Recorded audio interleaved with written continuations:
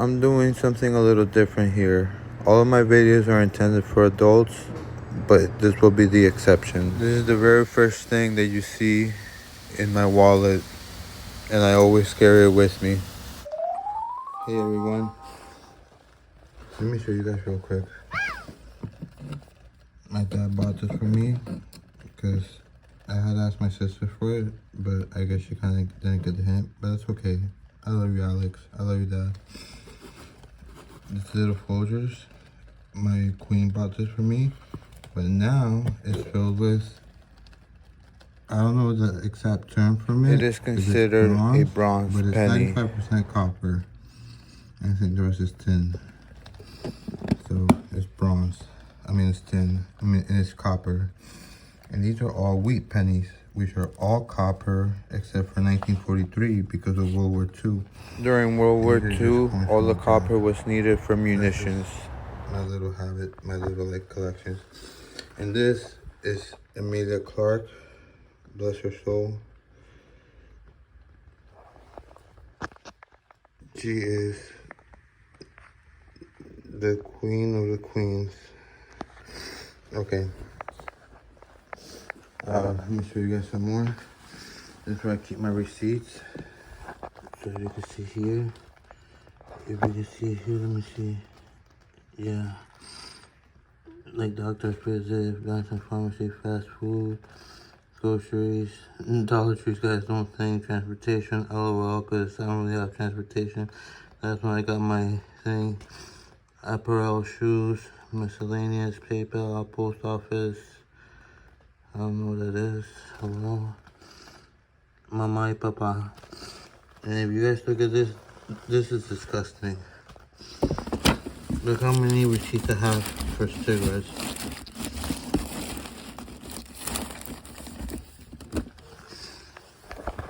I keep them with the hope that one day I will quit.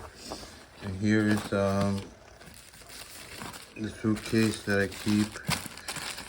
They say this is better to put your phone in than rice. So I've been keeping a hold of these. Alright, so this right here, because the government, I sign my name or something, I have to keep all the receipts from Mariah. And this doesn't include them all. This just started when I started recording one. See? Mariah, the ones I saved. Alright. But anyways, and I have a series on that too. On my Patreon. Which is because I'm pretty much, since mom is disabled, I'm the one that has to make her food. So, speaking real quick on Patreon, today starts episode 90. For her birthday, I made it myself. What does it say down there? A house rule does not make a home. Following it does. Oh, that's my phrase. In case you missed what I said, that is a custom-made box that I did to put Mariah's birthday present in. Which is, well, it's not really have nothing to do with the fact that just about all of Nevada is owned by the country. Only like this little section is owned by the state. And like, look at Wyoming. One city in Wyoming, one how many people live there. It's interesting. Mississippi, where's the Mississippi? It ends in New Orleans,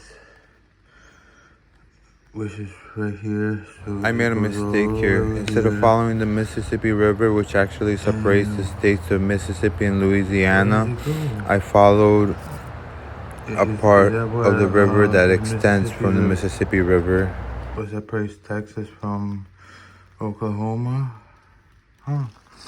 Mississippi's not that big. The Grand Lakes, they're no joke though. These, even though they're lakes, they're like a sea. And you should be, if you watch enough YouTube, you see how many boats are falling into that. And Maine, the last car that I owned, the lady who owned it, she lived in Maine. She only drove it during the summer. And she was an older lady. During the winter, she kept it parked. Had no rust. It was brand new, 4,000 miles. 1988 Chevrolet Caprice Brougham. That car was so beautiful. Quick fact about Maine. It's called Maine because it's the mainland. And also, the lady who owned the vehicle, when she parked it in the winter, she always parked it in the garage. You're driving a truck, right? A work truck. There's no mirror in like the middle. There's only side mirrors. So by law, you don't have to have a mirror in the middle. Again, I recorded this guy over something I said.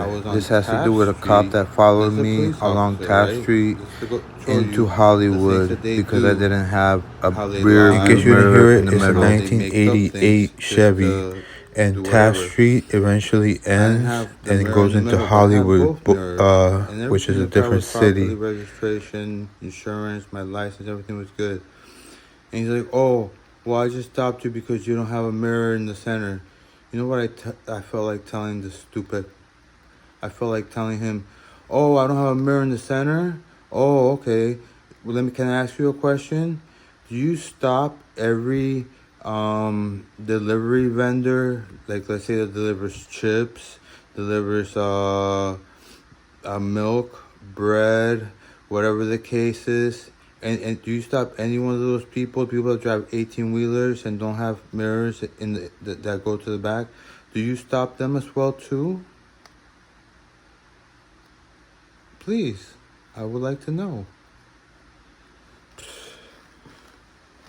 The second I say that, he tell me to step out of the car. Alright, now what I wanted to talk about, since I saw my therapist the other day, I started going more over my Russian.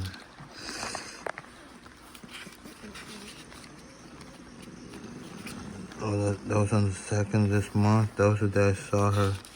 But I went a little more. Spapivo. Spapivo means thank you. Spapivo. Spapivo. We knew that. I just wrote it a bunch of times because I don't have anybody to practice with. Actually came up with an idea as I was recording Royalty Food 90, and it would be essentially a video call with somebody that wants to learn a new language. So if someone wants to learn how to speak English, they can video call me and I will speak to them in English. And myself, since I want to learn Russian, I would video call someone in Russian, and then you charge accordingly, whether it be like a 15-minute session or a 30-minute session. Okay, this is what I want to talk to you guys about. First, let's make my coffee. Sorry I'm taking so long, people. Okay, I wanted to try to do mostly pictures since I couldn't talk too much. This is the envelope fully filled. Here's where it's coming from. I made a mistake. When you make a mistake with a pen, you just cross it out with a single line. Here's where it's going to. I put attn for attention because it's for several people. I made a mistake starting to write hiatus road, so again, a single line, and I put the right address. And then just the complete address with the zip code, and I put attention so any of those people could open it. Oh, it stopped recording after the damn alarm. Damn it. I didn't go over anything important, but that's good because I don't want to record too much. I'm making coffee into my Rick Morty cup. If you guys like these, you can find them in, where are my friends that you got at?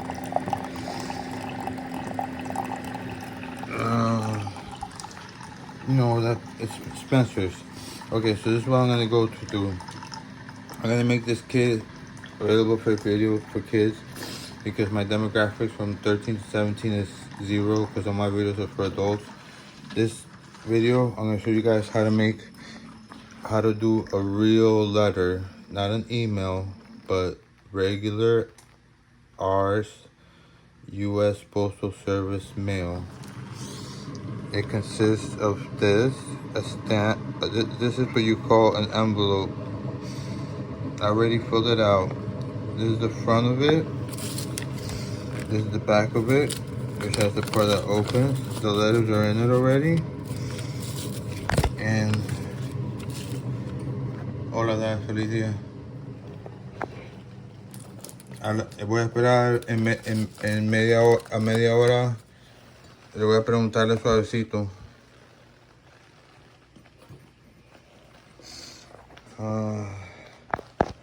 We don't have to smoke. I need to make this kids friendly. And I don't like children seeing people smoking, because my personal suggestion is never say that you cannot smoke. Just say you have to wait until you're 21. That's just me personally. Just punch them as hard as you can, you know, to the point where they get a black eye. And if that doesn't do it, you know, try to get creative. Like, just think about how you can inflict pain that they will never forget it. That way they realize that way it instills fear in them to even want to smoke a cigarette. And don't worry about punching them in the face and them getting a black eye. Once you talk to the police and you tell them that it was because they smoked a cigarette, the police will tell you feel like punching them again. Trust me. In the beginning, I mentioned about underage smoking and what I would do to my daughter if I ever found her to do such a thing. But if they're not like that, then what you do is, and they're trying to, like, you know, whatever to you, you know, they're trying to belittle you. Say, officer, what can I do then, please? Because I've tried multiple things. I've even told my child, please wait till they're 21. So it's not like I've told them that they can't smoke. I just told them they had to wait. So please explain to me what to do. And then they'll try to explain to you. All right, so now with the envelope, I've been asking you guys to write a letter to this address here. This is the address. Now, one thing, when you're writing with a pen and you make a mistake, you just put a single line through it. When you go to, when you're in middle school, they should teach you that. You don't put like you don't scribble or anything. Okay, tranquilo. Okay, ya me voy, perdón. I had a suggestion. Okay. Instead of doing all these YouTube things, you should have find a way to get in, and you should have to pay for your doctor and your medication. Okay. Tu mamá y yo estamos que no podemos pagar más nada porque estamos sin dinero. Ya hasta pagar el mundo nos está costando trabajo. Pero yo lo estoy ayudando con... No es que tú no me entiendes lo que yo te digo. Sí, yo apliqué. Alexandra me sugirió que hiciera esto, entonces esa es la única razón por la que lo estoy haciendo. Porque tu mamá está dormida todavía. Yo sé, pero yo puedo entender. Ok, está bien. Entonces, si no tiene dinero, no tiene dinero. Es fácil, está así tan fácil. Okay, so in an envelope, there's usually 3 sections. And if you understand your writing, it usually goes through a machine and reads it really fast. It actually can take pictures of it now, and you can have it sent to your email. That way you get to know what mail's coming into you before it actually comes. You got to go to USPS.com. Yes, .com, because it's a private entity. Even though it used to be federal, the only thing that's federal now are the vehicles. Okay, so with this is considered the return address. So here you put your name, your address, and your name and your address. So I just started with something real quick. I put, please hire David Guevara. The address, I put 2600, and then you see I made a mistake, so I just put a line. And then the right word was county, road, comma, Lakeland, Florida, 33811. Okay, and now the attn, that means attention, and then I put the names of the people, so whomever sees it can open it. But more than likely, this is the big mamu. So but most of the time, the big mamu will just want to do what they want to do. So they'll say, "Hey, Selva, open this for me," or something like that. So I put attention. So here we got Samuel, Selva, Amaro, ¿cómo está? Simeon, Gallegos, and Ross. And then the address goes underneath, 1659 North. I made another mistake. I put HAT when I missed an I, so I just put a line through it. And I spelled it right, HIATUS Road, Pembroke Pines, Florida, 33026. And then up here, I put place stamp here. Forever stamps, you can put just one forever stamp. If not, if you have different stamps that are priced differently, you have to find the current price of sending an envelope, and it usually costs up to whatever it costs. It can weigh 28 ounces. That's the maximum. And then I got the letters here, which I'm just going to show them to you real quick. They were written in different pens. This is a 1.0 ink, and this is a 0.7. And now I'm going to show you pictures to finish the rest. Again, this was just the first letter I wrote really quickly. It doesn't necessarily have to follow this. You could just write whatever you like, but just please be kind and ask them nicely if they could employ me. I just learned that around 1,500 hours that today is the 8th, not the 9th. Okay, I wrote this with a 0.7 thinner ink. To whom it may concern, please consider hiring David Guevara. He has an 11-year-old daughter who means the world to him, and having a formal job will not only allow him to buy her what she needs, but it also sets an example of the importance of being a hard worker. Of the last 15 years employed, Dave has worked 15 of them informally and between 8 to 10 formally. He had to quit his last job because his common-law spouse became disabled and could no longer walk. Therefore, the responsibility of walking Mariah to and from school became his. And it just so happened that his last job finished around 9 to 10 a.m. He was a DSD helper, which was an informal employment. In order to provide with the little he's able to, he has been doing gig work. Unfortunately, he sold his car a while back ago to pay for his common law to go to a health clinic, with the hopes that her life would become better.